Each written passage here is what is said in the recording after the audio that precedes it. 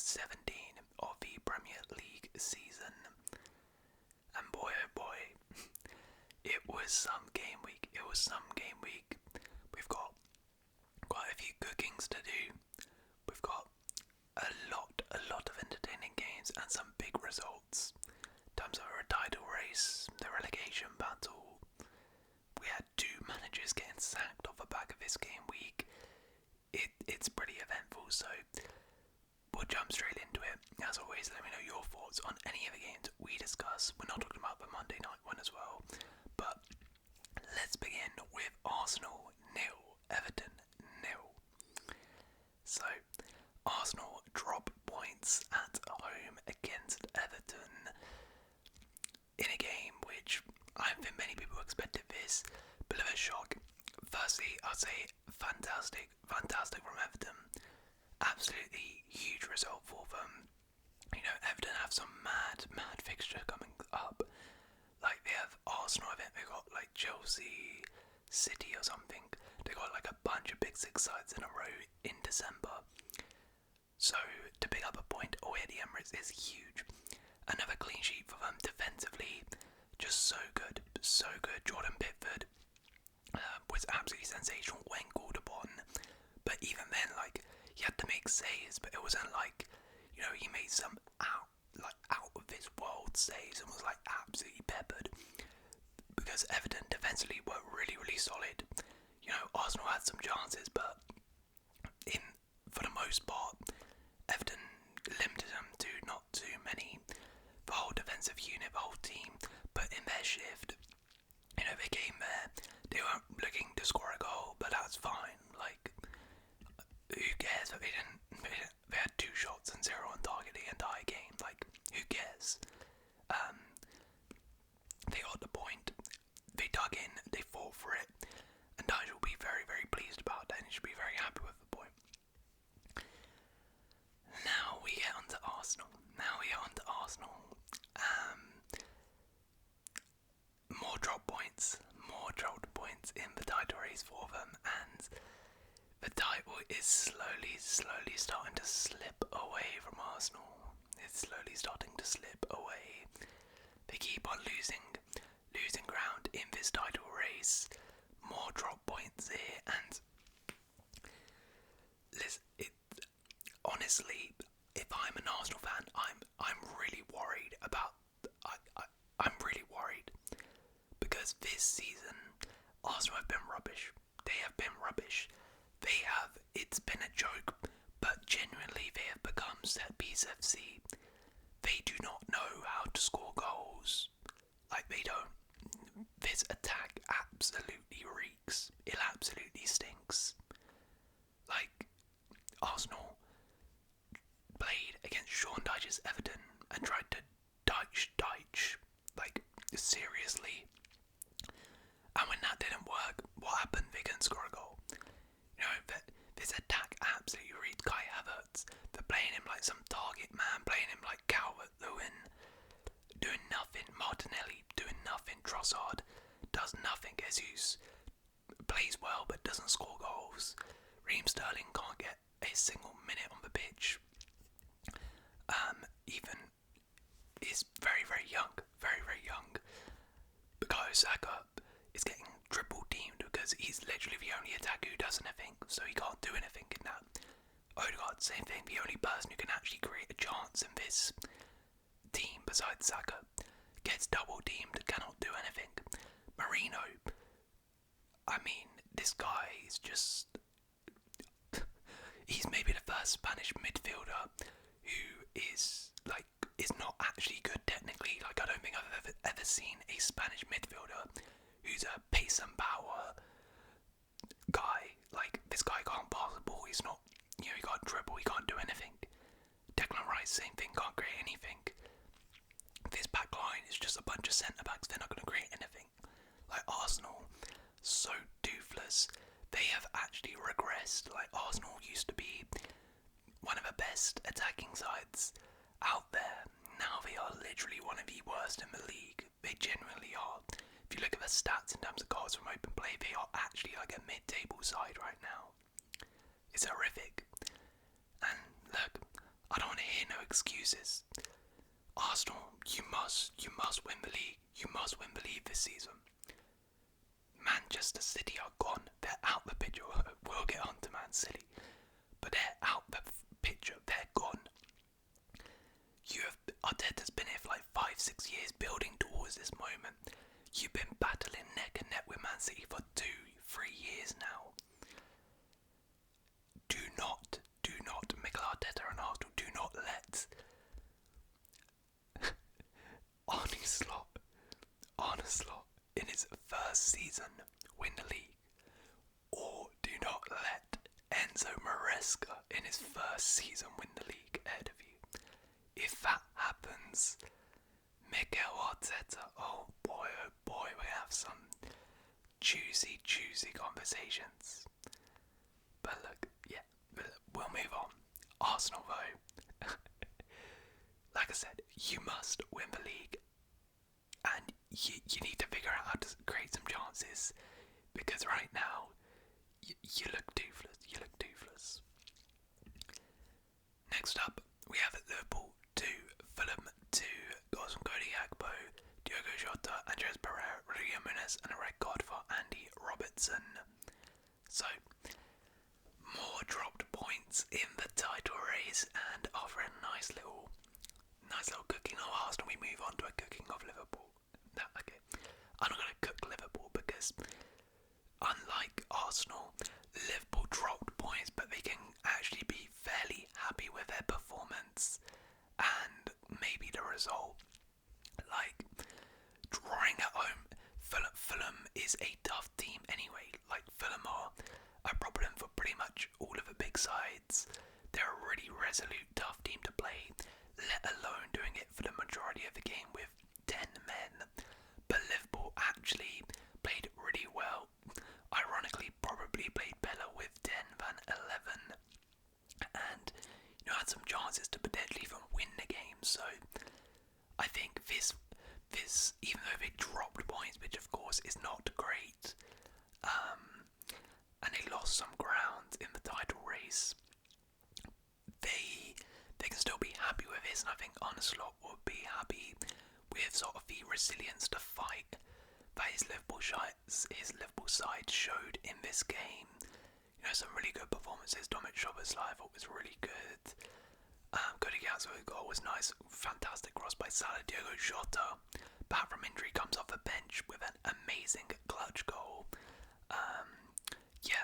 Joao Kwanzaa, not the best.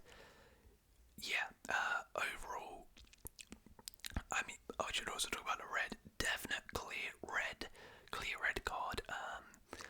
Andy Robertson, this guy, I've kind of been saying it all season, he has been the weak point in this Liverpool team. This Liverpool defence has been the only one in this Liverpool team has not performed this season, really, in terms of regular starters.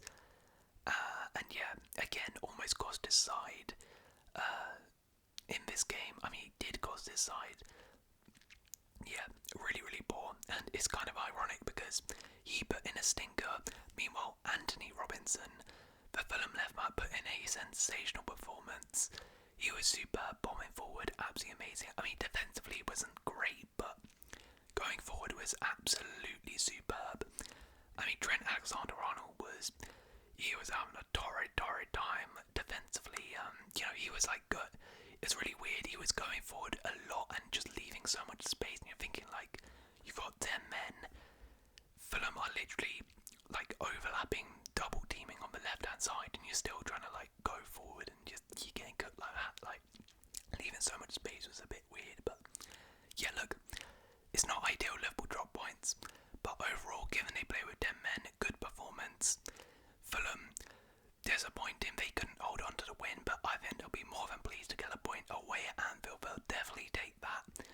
As I mentioned, Anthony Robertson played absolutely superb. Overall, a really solid performance from Fulham, and they'll definitely take this points. Newcastle 4, Leicester City 0. 2 goals from Jacob Murphy, Bruno Guimaraes got a goal, and Alexander Isak also got a goal. Newcastle back to winning ways, and finally a bit of a vintage performance from Newcastle. Finally a good performance from Newcastle in this one. Completely battered and dominated Leicester. I mean, look at 27 shots, 11 on target. It felt a lot more like the old Newcastle under Eddie Howe. This season, performances have been really, really poor. Eddie Howe has been under a bit of pressure, so this was a much needed performance and a much needed result, which is hopefully going to give the Newcastle side a lot of confidence. I mean, the attack was superb.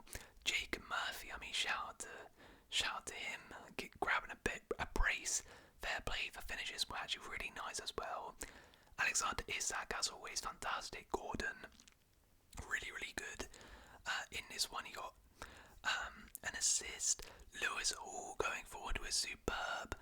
I mean, overall, it's just a complete domination by Newcastle. Couldn't really have asked for much better. Bruno Guimaraes, to be fair, was kind of lucky. He stayed on the pitch. He probably should have got sent off. And it was at like 1-0 at that point for this challenge here. So Leicester can be a little bit annoyed about that. That being said, I mean, they got absolutely battered. I think even if they went down to 10, they're not even coming back in this game, to be honest, because Leicester were abysmal. First loss under Ruud van Nistelrooy, and I mean, yeah, that new manager bounce honeymoon period is definitely over now. They were absolutely smashed to pieces here. Really, really disappointing display. I mean, yeah, to be honest, this result has been coming. Leicester have been rubbish all season, and even under those games they won with Ruud van Nistelrooy, they've been pretty bad. So, yeah, this result was coming. Matt Hermansen also got injured, which is not ideal because he has been really good this season. So, yeah, really, really bad loss for Leicester. But a reality check maybe for Ruud that he's got a lot of work to do, but a massive win for Newcastle. Next up we have Wolves 1, Ipswich 2. Got some Mateus Cunha, own goal from Matt Doherty and Jack Taylor with the winner. So this was a massive 6-pointer at the bottom end of the table. Two teams fighting to stay up, and it ended in dramatic scenes. A 94th minute winner from Jack Taylor. I mean, Jack Taylor, incredible for this man here, considering, you know, I'm pretty sure he's been one of those players who's come from, you know, all the way from League One with Ipswich into the Premier League and managed to score his first Premier League goal, the 94th minute winner. Can't really get any better than that. Incredible win for Ipswich, who completely deserved it in my opinion as well. Ipswich defended really resolutely, and then on the counter-attack absolutely ripped up Wolves. Probably should have scored. I mean, Liam Delap, I don't know how he didn't score in this game, which is very annoying because I had him in my fantasy. But anyways, yeah, Liam Delap probably should have scored. They had numerous chances on the counter. Ipswich did really, really well. I mean, that Matt Doherty own goal was an absolute calamity. It was honestly like it was out of a comedy show, that goal, the defending from Wolves. But still, Ipswich played really well, and a big victory for them away from home against Wolves. Massive win for them. Now as for Wolves, well, this marked the end of Gary O'Neill at Wolves. He was sacked after this game, and I mean, it was a long time coming. I don't actually know how Gary O'Neill survived this long. I thought after that West Ham result he was pretty much done. Even before that he was probably done. The Wolves fans had turned on him long before that. So yeah, I mean, completely the right decision to get rid of him. If anything, should have done it way sooner. This result sort of just epitomised really I guess the Gary O'Neill tenure, where defensively just an absolute shambles. Like, as I mentioned, that goal was horrible. Poor defending for the set piece, you know, collapsing at the end. Yeah, defensively woeful. Bit of individual brilliance, bailing them out in the attack. Cunha, Guedes, by the way, I've actually been really impressed with him this season. He's been really good when he's come off the bench, but a bit of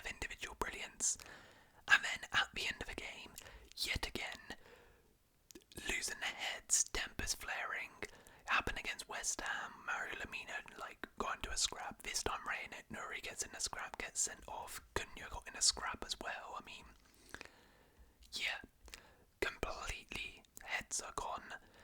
And yeah, Gary O'Neill is out.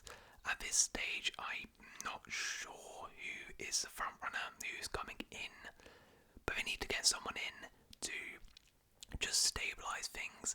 I actually think Wolves will be fine if they can just get a manager who can coach a coherent defence, because their attack is pretty good. Their attack has been pretty good this season. They just need someone to shore up at the back, and I think they'll be fine. But yeah, finally Gary O'Neill is gone. Next up, Nottingham Forest 2, Aston Villa 1. Got some Nikola Milenkovic, Anthony Elanga and John Duran. Yeah, Forest with a late comeback in this one in the 87th minute draw. Grab the draw in the 93rd minute winner to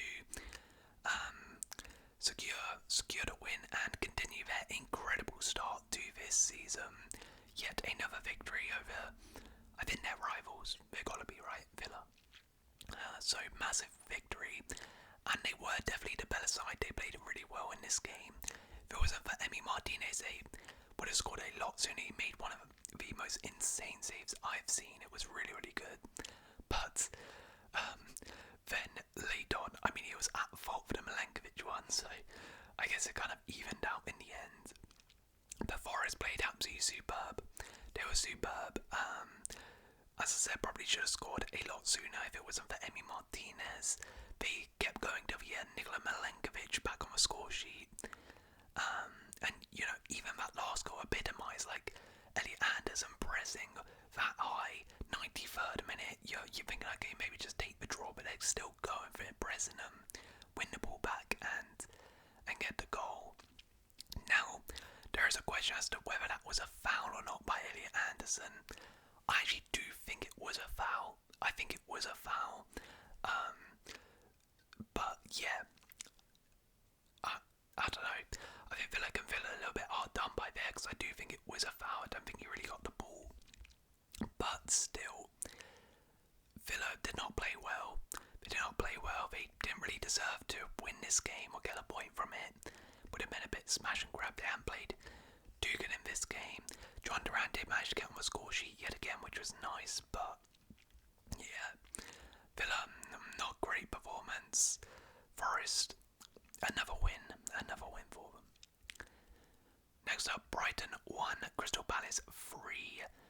Own goal from Marquet, goal from Trevor Chalobah, and 2 from Ismaila Sarr. So, Crystal Palace win the derby against Brighton. And, I mean, what a victory for Palace. What a victory for Palace.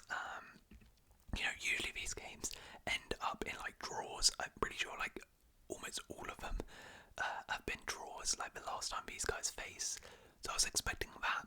But Palace come away with a really comfortable victory. They were 3-0 up for, the remainder of the game. And, a quick fire brace. Chalobah, 27th minute, 33rd minute. Ismaila Sarr with a brace, which is really, really good for him and his confidence. He hasn't really had the best of starts at Palace, but I think slowly he's been getting better, as has Palace as a team.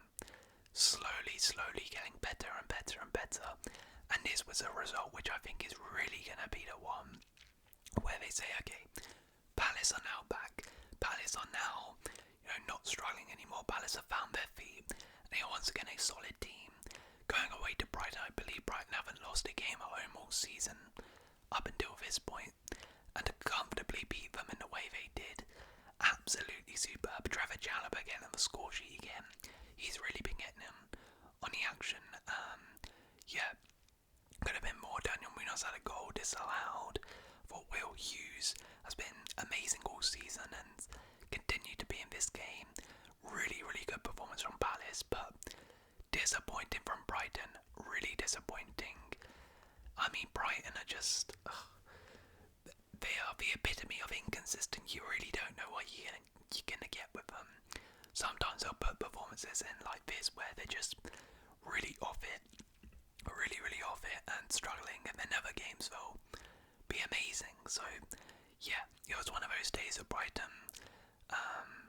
Just got outplayed, outclassed by Palace, struggled really to break them down on the counter-attack. We're getting absolutely cooked. And yeah, not a good day for Brighton. Losing to their rivals like that, in that fashion, is not good. But what a victory for Palace. Okay, well, we move on to one rivalry, to another rivalry. Manchester City 1, Man United 2. Got some Josko Gvardiol, Bruno Fernandes penalty, and Amad Diallo. Honestly, guys, it's getting boring. Like, I'm actually bored now. I'm bored at having to cook Man City every single time I make these videos. Like, it's so boring now. But I'm still gonna do it, and I'm still gonna enjoy it. Right, Manchester City, I mean, this result, this game just epitomised how much in the mud these guys are. Like, you lost to this Man United team. You lost to this Man United team. Seriously, oh my days. Like, United in this game were garbage. They were rubbish. And you still lost to them. Like, they were so bad, and you still lost to this team. Are you kidding me? They were literally being carried by Amad Diallo the entire game, and you still lost. Oh, they're so cooked. They are so cooked. Look, from a United perspective, let me get that out of the way first. Insane victory for Man United in the manner it happened. Beating City at the Etihad is so good. They won't really care about the performance in general. United, as I said, were not particularly great. Maybe I was a bit harsh on them. They weren't that bad, but they weren't amazing in this game by any means. Had a couple decent chances in the second half, but yeah, wasn't really much. But they don't care. It's a big win. It's a big win. It's a huge confidence booster, and it's a big one for Ruben Amorim. It's a big one. To beat your rivals at their stadium in that manner, it just buys you so much, I guess, belief and confidence from the fans, from the players, from everybody in the club, that, you're heading in the right direction. So there's still obviously a lot of work to do, but it's a big victory for United. And this man here, Amad Diallo, I mean, Eric Ten Hag, jeez, this guy's talent ID is maybe the worst in football.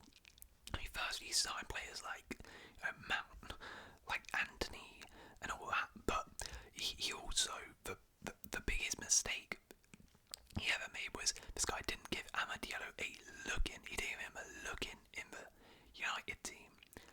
And Amad Diallo, since Ruben Amorim has come in, he's been given a chance and he has absolutely taken it. He's been sensational, and he was sensational in this one. Wins the pen and then gets the goal. Yeah, he's been amazing. Garnacho and Rashford dropped from the squad in this game. Amad Diallo is the guy. Not them. And the fact that Diallo played like that as well, it's perfect. So it vindicates Ruben Amorim's decision to get rid of Rashford, to get rid of Garnacho, and it will make them be like, oh damn, yeah, I kind of have to actually do well now. I actually have to try in training. I actually have to try and work my way into this team, and hopefully will motivate them to get better. But yeah, incredible from United. Manchester City though, oh my word. I mean, where has the game management gone? Where has it gone? How many times are these guys going to throw away a lead? Brighton, they throw away a lead. 1-0 up half time, they throw away a lead.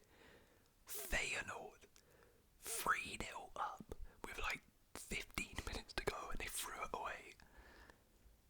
This game, 88th minute, 2 minutes to go and you lose the game. Oh man, they are finished. I've been saying it the whole time, and I'm going to say it again. I don't want to hear anybody say about Rodri. I don't want to hear it. I don't want to hear about injuries.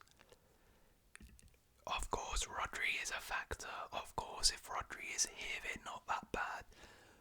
But I'll say it again.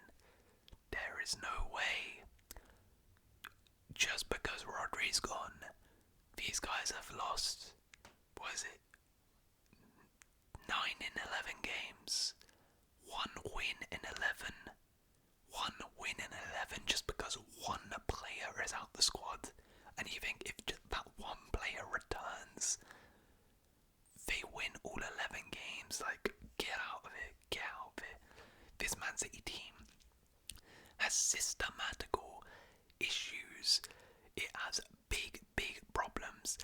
It has major flaws tactically, beyond Rodri, beyond everything. And Pep Guardiola, you're on fraud watch. You are on fraud watch right now because you have not been able to address the issues.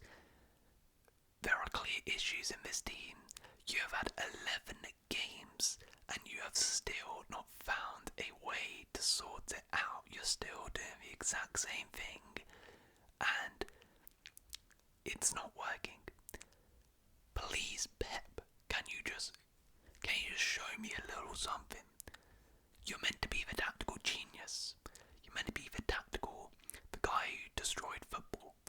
Can you please just give me a different tactic? Like, is it really that hard to ask? Is it really that hard to ask for a different tactic than play the ball out wide to Dogu, who will just dribble, and then pass it back? Or play the ball out wide, dribble, cross to Erling Haaland, who can't even win a header against a 5'8" Lisandro Martinez? Or pass, give it to Kevin De Bruyne, give it to Foden. Hope they'll try to do something, but they're washed, so they don't do anything. Like, what? Can you please just show me something tactically, Pep? Like, I've gone into these players. These players are finished. Kyle Walker's finished. Matheus Nunes, I mean, what the hell? What the hell happened for that penalty? Johnny Doku 0 out, but Kevin De Bruyne is washed. Gundogan is washed. Bernardo Silva is washed. Phil Foden and Haaland are finished as well. What's happened to these guys? But Pep, please sort it out. Sort it out. Can you please just do something? Honestly, because I'm starting to think that Pep Guardiola, how good is he in terms of like in-game management and changing stuff and actual management? Pep is a great coach, but can he manage situations? Clearly not, because he cannot get them out the rut, and they keep sliding.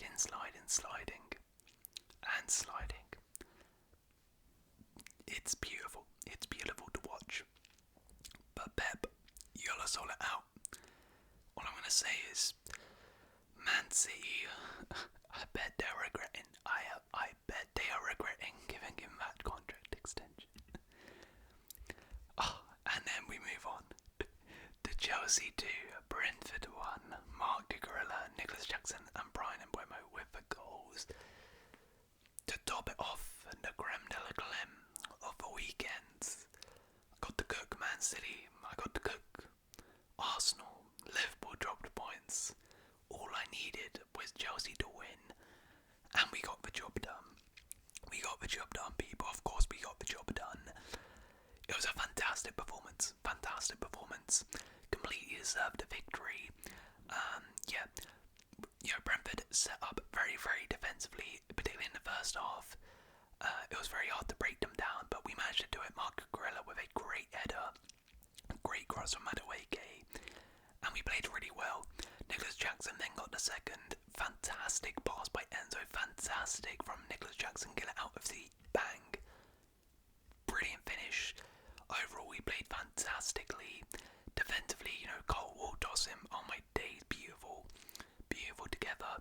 Caicedo, oh my word, this guy is the best midfielder in the Premier League right now, and I do not care what anyone else says. I don't care what you say. bring me your midfielders. Bring me your midfielders to the table because Caicedo beats them all. Caicedo was ridiculous in this game, yet again. Now,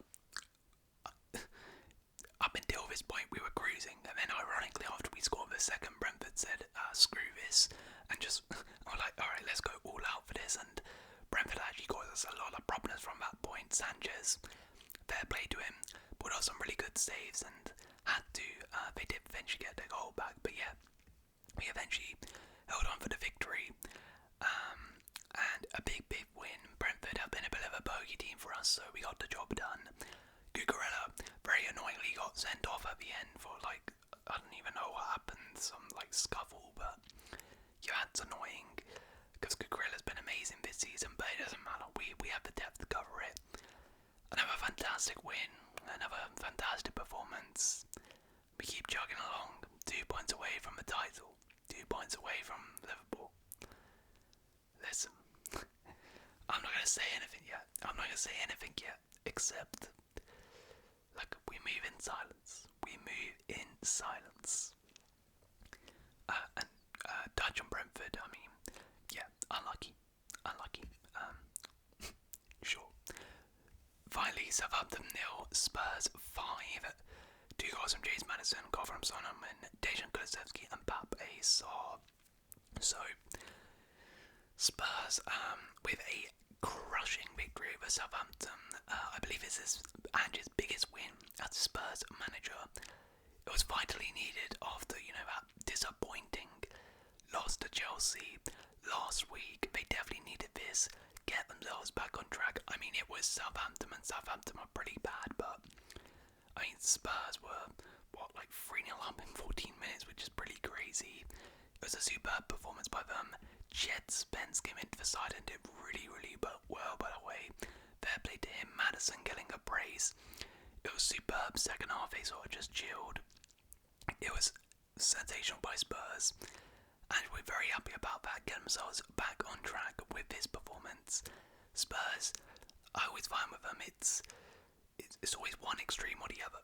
It's either they get humiliated like they did against Chelsea, or they absolutely obliterate a team like this. They've obliterated United, Everton, Southampton this season. It's never an in-between. It's never just a comfortable 2-0 victory. It's always some obliteration or capitulation with Spurs. But in this one it was an obliteration, so well done to them. And Southampton, well, I mean, that was pretty bad, and literally straight after the game, our second sacking of the week, Russell Martin was sacked as Southampton manager following this, rightfully so. I mean, this was coming. They have been so poor this season, Southampton, and yeah, Russell Martin completely out of his depth here with Southampton. So poor defensively, carved open in this game far too easily. The attack has just been rubbish as well. They've barely been creating any chances in their games. Yeah, Martin's got to go, and right decision completely. But I mean, I'll be real, whoever they get in, I don't know if they can turn this around. I mean, the squad is not great. Confidence seems really low in this team, and they're gonna have to get someone in, like a Moyes or something. Because I think if they get, or they just need somebody really good. Because if they don't, then yeah, I think Southampton are gonna struggle regardless. But they had to get rid of Martin, and at least they got rid of him now. Okay, so those were my thoughts on the games. Let's move on to our awards before we wrap up. So, the worst refereeing decision. We had some stinkers this week. Thomas Partey could have had a pen. The foul for the Forest goal. But I'm going to go for the Højlund penalty. Ruben Diaz took out Højlund. I don't know how that was not a penalty in the United game. The player of the week. We had some really good ones actually, and some rogue ones. A lot of people who usually aren't contenders for this. Honourable mentions to James Maddison, picked up a brace. Jacob Murphy. Didn't expect I'll be saying that in player of the week, but shout out to my boy Jacob Murphy. Saar, again, fair play, got a brace as well. Jordan Pickford, in goal, clean sheet at the Emirates. But it's got to be Amad Diallo, The worst player of the week, I mean, I had a lot of contenders here. Could go Andy Robertson for the red card, of course. I could go Ryan Aitnery and Matthias Cunha for the complete head loss at Wolves. Could also go pretty much the entire Southampton team apart from Tyler Dibbling. But I'm going to go Matheus Nunes. I mean, that penalty, what on earth is he doing? I mean, he started a capitulation with that absolute head loss there. And then the moment of the week, we had some iconic moments this week. We had, of course, the Man City Crumble again. Pretty good. The Emi Martinez save was amazing. And then fumbling straight after. We have the Wolves punch up.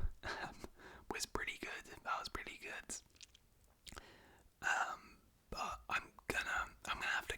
Oh, we also had in a Southampton game, Russell Martin leaving just before half time to go to the tunnel, and then Spurs scoring, so we didn't even see the goal.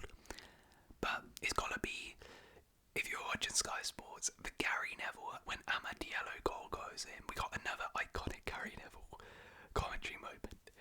Another. But yeah, that is my moment of the week. Anyways, that is your game week review. Let me know your thoughts on all the games below. And if you have enjoyed this video, please leave a like, consider subscribing, and I'll see you in another video.